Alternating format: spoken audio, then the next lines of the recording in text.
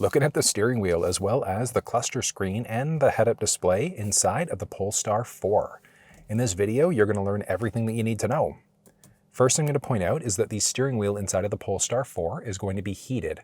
So inside of the infotainment system, you can tap the button along the outside, and you've got 3 unique levels that are available for the steering wheel heat. And it's heated all the way around. The steering wheel inside the vehicle is also going to be power telescoping. In order to adjust it out, it can be done 2 different ways.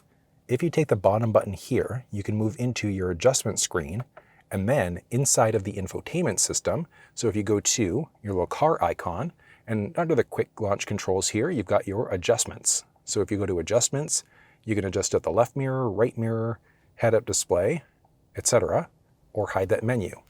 So if we use the control here, like I said, it works the same way. We go to adjustments. We're going to use the pad along the right-hand side here now. So you can tap adjustments, and we're going to go steering adjust first. So we've got full telescoping. So backwards, forwards, up, or down. Push in the middle to act as an OK button. And the same idea, adjusting out. The left mirror, up or down, etc. Push in the middle to act as an OK button. Adjust at the right mirror or the head-up display. You can push this to act as a back button again, and back again, where you've got some trip information now too. So you can manually reset the trip counter if you'd like to. Back again into some range options, so standard versus estimated. So standard certified versus. So if you see there, you've got the most possible range that you can get, but that's going to be under the best possible conditions. Essentially, if you're a beautiful day, it's not cold outside, no cruise control going, you've got nothing going. So that's the best possible range that you can get. But the realistic range is what we're looking at here. So what we want to do is range value, dynamic. Dynamic is going to be based off of everything that's going on. So the current weather outside, if you've got your air conditioning going, heat going, if you've got dash cams plugged in, accessories plugged in, and things like that. And it goes based off of your habits, so your current driving habits. So I'd highly recommend going on the dynamic instead of certified instead. From here, you've also got your speed limit. Do you want to be in either kilometers or miles per hour there instead? And then there are a series of other different buttons that are available here. So these are multifunction. So as you go to adjust out, it acts as an adjust button, but it also acts as a volume button. So you can go up and down this way in order to adjust out your volume. You can also go left versus right if you wanted to change out between your presets. From there, there's a voice command prompt. So you'll be able to do things like change songs, radio stations. You can navigate using your voice. You can also adjust your climate using your voice as well, whether that's just the fan speed, but you can also adjust out your physical climate there as well. It's actually really, really neat what you can control with your voice. There's a little pages button here to go between a few different modes. On top of that, I'll explain these in just a second. And then I mentioned there your back button in order to go between a series of other adjustment options, etc. On this side here, it's going to be for cruise control. So there's only a single type of cruise control available inside of the Polestar 4, and that's going to be the adaptive cruise control system. So you set it at, let's say, 60. If the car in front of you slows down, yours will auto brake. They change lanes, you change lanes, it'll pick you back up to your previously set speed again. In order to actually use the system though, so you toggle it on by pushing the button here once. It won't work because I'm parked right now. But as you go to, as you're driving, you'd push this and it would toggle it on at your current speed. From there, you can push and hold up or push and hold down in order to increase, decrease at 1 kilometer, 1 mile per hour at a time. If you just do a click up or a click down there instead, that essentially is going to act as a +5 or 0. So it's essentially going to bring you to the nearest 5 or 0 instead. There's also your distance indicator. So it's how close or far are you away from the leading vehicle. I'm personally okay on level 1 most of the time, but you might want to be on one of the higher levels just depending on your own personal comfort level and your reaction speed. You can hit the brake pedal in order to temporarily pause or cancel. You can push the cancel button there to temporarily pause or cancel, and then you push up there in order to resume your previously set speed again. Inside of the infotainment system here, if you go into drive, you've got a few other basics. So creep, think of that like your internal combustion engine car. So you take your foot off the brake pedal and the car just kind of creeps forward. It's the same idea here. Hill descent control is going to be a low speed cruise control system. So if you're going downhill, under 40 kilometers an hour, so about 26-ish miles per hour. You can also change up the performance of the vehicle. So do you want to get better overall performance? Your steering wheel. Do you want it to be like a loosey-goosey type of a steering wheel versus a standard feel versus firm stiffens things up? And that's the same thing with the suspension. So standard, nimble versus firm as well. There's also your one pedal drive, I should say. So you can toggle it off, but you can also go low versus standard. So as you take your foot off the accelerator pedal, do you just coast? Do you have a little bit of regenerative braking, or is it fairly heavy on the regenerative braking side of things? There's also an assist option here as well. With your pilot assist, you've got adaptive speed limit. So when you've got the adaptive cruise control system going, or the pilot assist, if the vehicle recognizes, let's say the speed goes from 50 down to 40, it can decrease your speed automatically. If it goes from 40 up to 60, it can increase your speed automatically as well. And there's also the option for lane change assist, which is kind of neat. So highways, interstates, when it's available, you notice the lane markings there, they're going to go a different color. And then you'll also notice an additional icon here. So you hit the turn stalk to go left or right. It checks to see if there's anybody in the lane next to you and automatically is going to change lanes for you. It is a really neat way, the way that the system works, but you still do need to have your hands on the steering wheel. So it's not full self-driving. With cruise control not enabled, you can also go up this way in order to change between the 3 different types of one pedal drive there as well. And then you can also go left versus right here in order to change between either your range, so regular versus performance drive there instead. If you take your cruise button here, so after it's toggled on, you can push again, and that's going to turn your basic lane keep system on or off. But I recommend keeping these things turned on. The lane change, you can kind of take it or leave it, but the adaptive speed is also kind of a neat one, but I like you can toggle these things off. You can just toggle that lane keeping system off completely if you'd like to. Do you want to get a speed limit warning? There's a blind spot system, so if somebody enters the blind spot on either side, it would let you know. From there, you've got a few different stalks. So this one here is going to be for your shifter. So foot on the brake pedal, if you go all the way up or all the way down, so that changes out gears that way. So all the way up, obviously we're in reverse, where we've got our backup camera there, where you can go into a dynamic 360 view instead. All the way obviously down for drive, push in the middle on the outside of the stalk there in order to put yourself into park.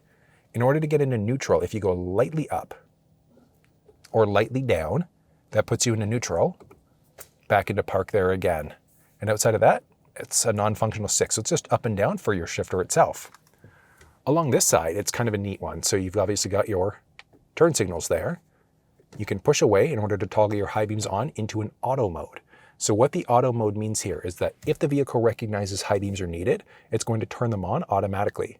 If somebody's oncoming, it turns them off before turning them right back on again. But you can't permanently lock your high beams out here. You've got a series of options here. So I've got the exterior light option available here. So we go exterior lights with bending lights available here as an option. So with your lights later on at nighttime, it's actually kind of cool. Look at this animation. So if we go inside, it's going to literally follow the road bend as you go. So it just makes it easier to see at nighttime. But then you've got your exterior auto lights. So we always recommend keep yourself in that auto mode because the vehicle recognizes high beams and lights and things like that are needed. It toggles them on automatically. But if you wanted to permanently lock your high beams out, if you go into your headlamp mode, hit OK to accept the change, you could then push away to toggle those beams on, pull towards you in order to turn them off. It's just that you want to keep yourself in the auto mode the majority of the time. And then you've got your rear fog light controls and things like that there as well. The other thing to point out is that you've got control here for your wipers. So you've got your different wiper speeds there. Toggle it off, but I recommend just keeping yourself in that auto mode again because it's automatically going to increase, decrease speed as necessary. Along the outside of the stalk, you can push once in order to get just a single wipe. But if you push and hold it, that gets the windshield wiper fluid going instead. So if you hit left versus right, so if you just do a light tap, that's going to give you 3 blinks. If you go all the way down, that's going to keep on going until you complete a turn. If you go up the opposite way, that's going to toggle it off. So if you go off to the right there, push down to the left, same idea, push down, push up lightly in order to toggle it off instead. Inside of the cluster screen, you can see what's going on with your windshield wipers. So you've got those different levels that are available or toggling them off instead, but you'll be in that auto mode the majority of the time. You can see if your lights are on, if you've got the auto high beams turned on, etc., vehicle speed, and since this is the driver assistance page, you can see what's going on, if those lane markings are recognized, cruise control is toggled on, as cars drive by you, things like that, you'd be able to see that info. Along the outside here, you can see your current battery percentage. You've also got your kilometers or miles until empty, along with whatever gear that you're currently in, park, reverse, neutral, drive, etc. From here, you can also see your gauges along the very middle. So the upper part of this gauge is going to be your power gauge. So you put your foot down and it's how much power are you using. Versus down is going to be your regen braking gauge on top of that. You can also adjust out your measurement unit. So inside of the infotainment system, on your settings page here, you're going to hop into system and then you've got your units here. So do you want to be in either kilometers or miles? You can change it up to either Celsius or Fahrenheit. And you can also adjust out your speed to be split versus one or the other.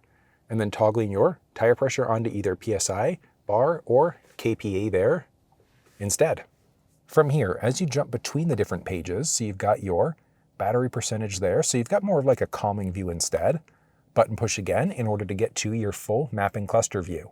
And one really cool thing is that if you've got your iPhone connected and you're hooked up over Apple CarPlay, if you're using a map application through your phone, it's going to extend out. So it would actually show you that map directly inside of the cluster screen here as well.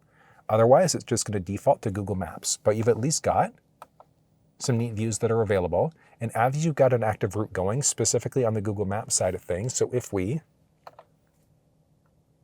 navigate to Jacked Up Coffee, so we have a route actively going here. On your map page, you can see what route you need to go. And then as you go between any of the other pages, it changes up the view ever so slightly. So it gives you your turn-by-turn directions here, but on the bottom, it's changed up the location of what's going on with our battery percentage there as well. And then if you were to exit out that route, it would just default it back to that basic look instead.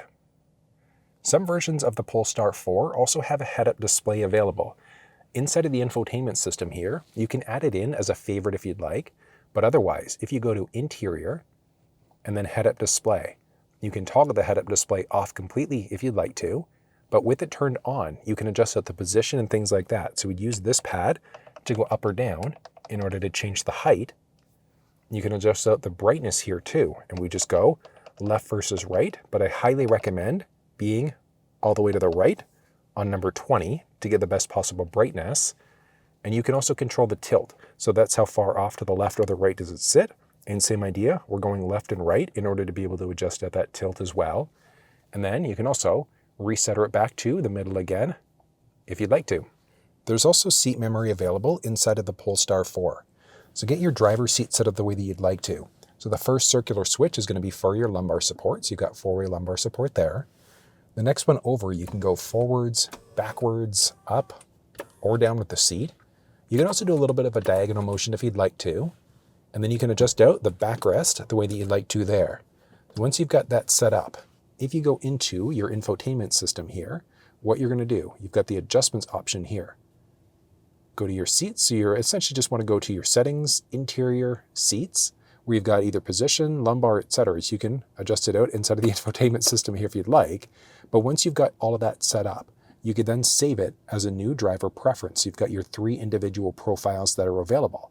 So if somebody has hopped in and caused all sorts of chaos to your seat, what you can do, you hop in, tap restore, and that just brings everything back to your default there instead. There's a wireless charge pad with a little volume dial. For FM, you can push in the middle to mute. If you're on Sirius XM, that actually pauses live radio. There are a few cup holders there.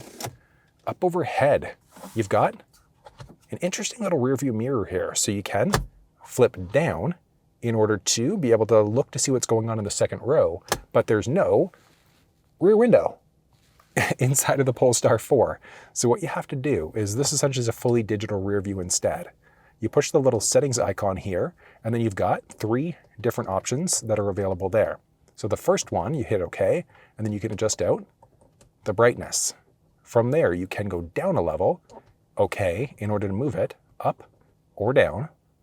OK, and we go down one more time. That's going to put us into the auto mode here for either reverse. So if we go this way, yes versus no. So if we go into reverse right now, you see there, it gives us a little bit of an auto tilt. And the other option, if we go, no, let's go down to this one again, and we've got our off to the left or the right side. So where that one comes into play, you hit the turn stalk to go left or right, and it's going to shoot the camera over to that side a tiny little bit, which is kind of neat. But there's no, like I said, traditional view whatsoever because there's no rear window. From there, you've got your connect mode, SOS just in case, with your 4-way blinkers. You've got basic controls here for your cabin lights. Do you want all lights on, etc.